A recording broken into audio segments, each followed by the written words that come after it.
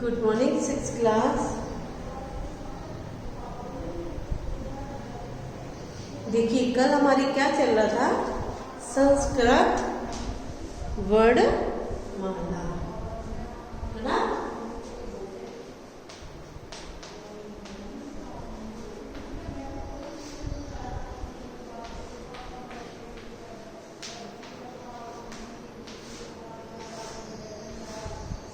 ये चल रहा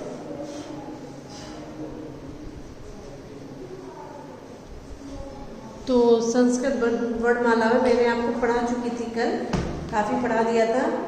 जैसे कि वर्ण, वर्णमाला, स्वरों के भेद, तो हर्ष स्वर, दीर्घ स्वर, लुप्त स्वर, व्यंजन, ये सब मैंने पढ़ा दिए थे। आज देखिए व्यंजन वाला ही हमारा चल रहा था। इसमें जैसे कि जो वर्ण बिना स्वरों की सहायता के नहीं बोला जा सकता वह व्यंजन कहलाता है, क्योंकि व्यंजन में स्वरों की सहायता तो लेनी ही पड़ती है। ठीक है।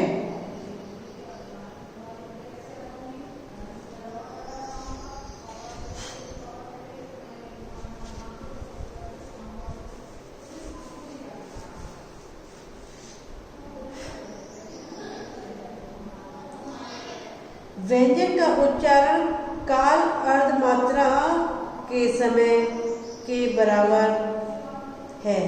जिस व्यंजन में स्वर का योग नहीं होता उसमें हलंत का चिन्ह लगाते हैं, यथा ठ, ठ, ण, ड, आदि।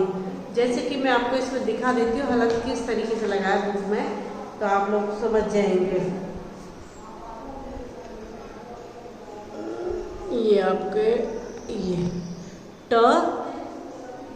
से टमाटर दिख रहा है आपको, ट से टमाटर, ठ ठेरा, ड से डमरू, ढ ढक्कन, अड़ काली अड़ ढक्कन आदि। जैसे इसमें हलंत लगा हुआ है इस तरीके से। ठीक है। तो संस्कृत में कुल 23 व्यंजन हैं। इनमें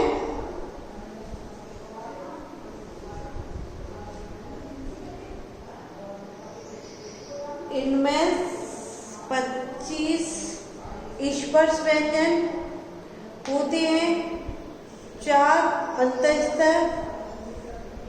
तथा 4 ऊष्म व्यंजन होते हैं। अब कैसे पता चलेगा कि भाई अंतस्थ कौन से होते हैं, ऊष्म व्यंजन कौन से होते हैं और स्पर्श व्यंजन। 25 जो स्पर्श व्यंजन होते हैं वो मैं आपको बताती हूँ कौन से होते हैं, और अंतस्पर्श व्यंजन भी कौन से होते हैं वो भी बताऊंगी, और उस व्यंजन भी आपको बताऊंगी। ठीक है। तो आप देखिए, नोट करा देती हूँ, कर लीजिएगा आप नोट अपने हिसाब से। आपको कैसे नोट करना है उस तरीके से। जैसे क ख ग घ ड़ 5 कवर, च छ ज झ ड़ 5 चवर, ट ठ ड ड ड़ 5 टवर, त थ ध ध न 5 तवर, प फ ब भ म 5 पवन, य र ल व 4 अंतस्थ व्यंजन, श स स श ह ऊष्म व्यंजन। ठीक है। तो मैं यही आपको भी नोट करा देती हूँ, तो आपको पता चलेगा स्पर्श व्यंजन कौन से हैं जो 25 है, और 4 अंतस्थ व्यंजन कौन से और ऊष्म व्यंजन कौन से। अगर बुक है तो आपके पास बहुत ही बढ़िया बात है, नहीं है तो आप लोग देख लीजिएगा। अभी जो मैं आपको करवाऊंगी वो करवाऊंगी स्पर्श।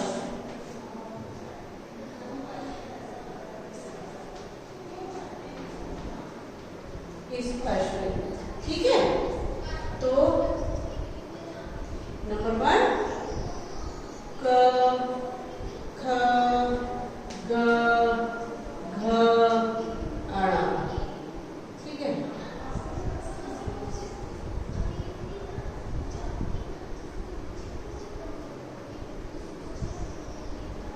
ये है 5 कवर, ठीक है। सेकेंड में च छ ज झ ण, ये भी 5। च वर्ग,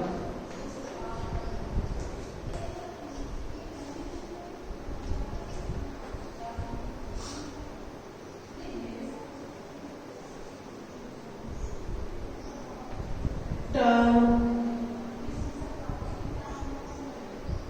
ठ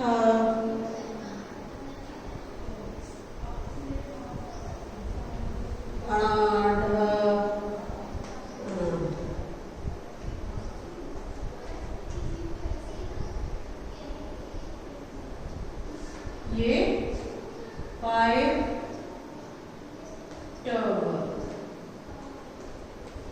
ठीक है।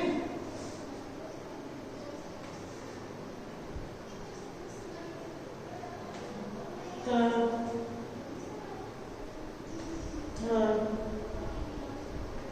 ध ध न, ठीक है। तो ये भी 5, तो ये कौन सा हो गया? त वर्ग। फिर उसके बाद में प फ ब भ न फ वर्ग।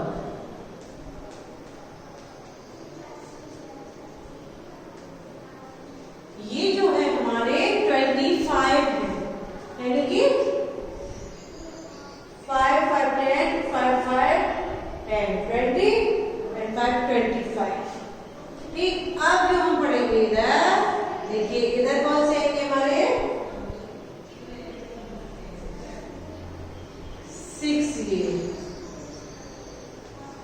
य र ल व, कौन से हो गए?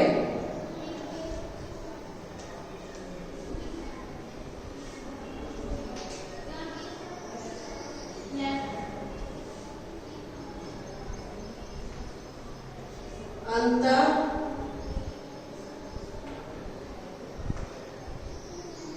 स्थ व्यंजन,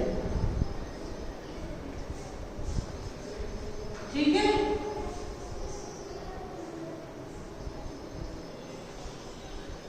सेवन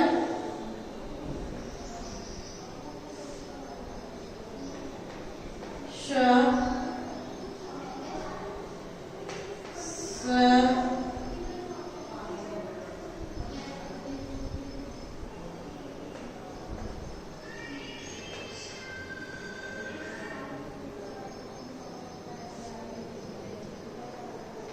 4 ये और 4 ये ऊष्म हो गए,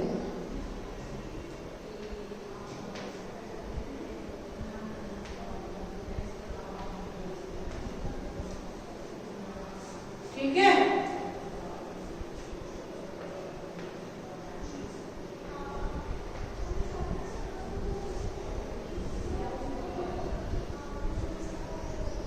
वैसे तो मैंने स्पेस में ही लिखा, लगाते जाइए को।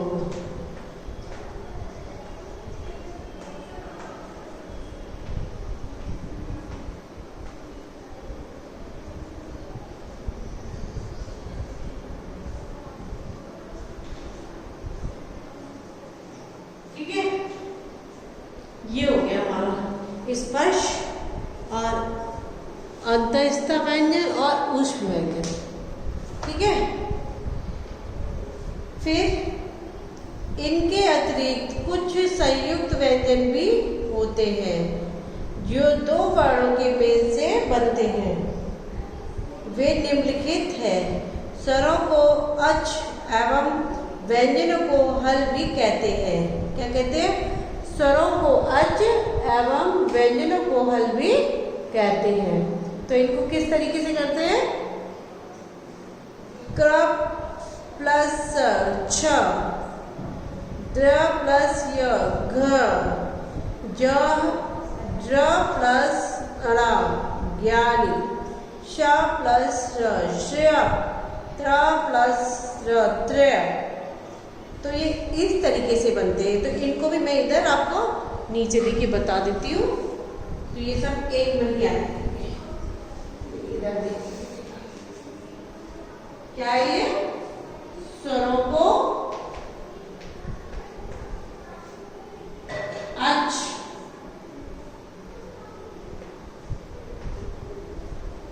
ठीक है, और एवं व्यंजनों को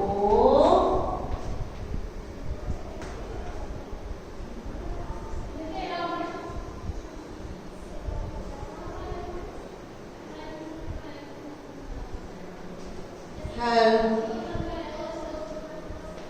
भी कहते हैं।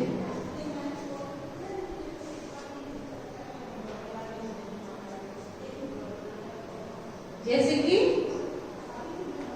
प्लस स क्या हो गया, श, ड्र प्लस य घ,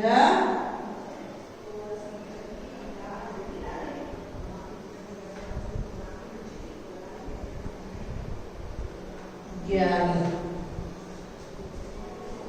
और ये श प्लस र श्रेय,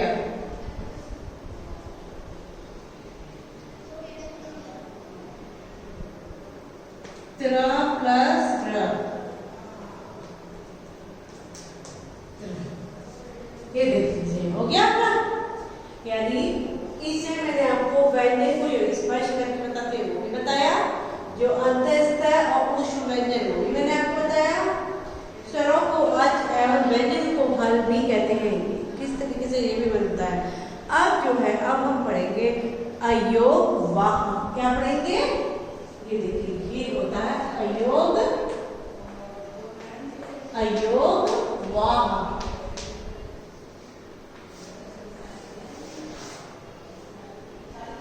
ठीक है, तो मैं आपको पढ़ के बताती हूँ अयोग वाह क्या है। बाकी इतना ही बोर्ड पे जो लिखा है वही आपको अपनी कॉपी में मेंशन करना है, ठीक है कि नहीं। और उसके बाद में अब देखिए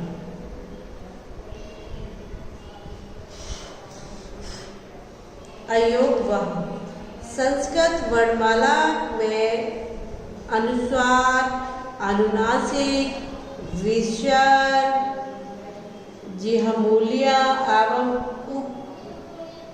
उपधमनीय वर्णों का प्रयोग भी किया जा रहा है। उन्हें अयोगवाह वर्ण कहते हैं। जो कि हमने ऊपर लिख रखा है, इधर ये ऊपर लिखा है ना, उस जगह जो कि ये देखिए आपको दिख रहा है, ये वाला ये अयोगवाह, ये सबसे ऊपर जो लिखा हुआ अयोगवाह इसको कहते हैं, राइट। अब अनुस्वार पता है आपको कि नहीं पता, जो ऊपर एक पॉइंट लगाते हैं उसको अनुस्वार कहते हैं। अनुनासिक जो चंद्र बिंदु लगाते हैं उसको अनुनासिक कहते हैं। विसर्ग जो पीछे दो हलंत लगाते हैं उसको विसर्ग कहते हैं। और जिह्वमूलीय किसको कहते हैं, क तथा ख से पूर्व आधे विसर्ग के समान ध्वनियों को जिह्वमूलीय कहा जाता है, यथा क ख। इसको मैं कल आपको बताऊंगी किस तरीके से है, ठीक है, क्योंकि ये आपको लिख के करवाना पड़ेगा। अभी टाइम हो गया मेरा कंप्लीट, ओके। तो इसको हम पढ़ेंगे कल फ्राइडे, राइट।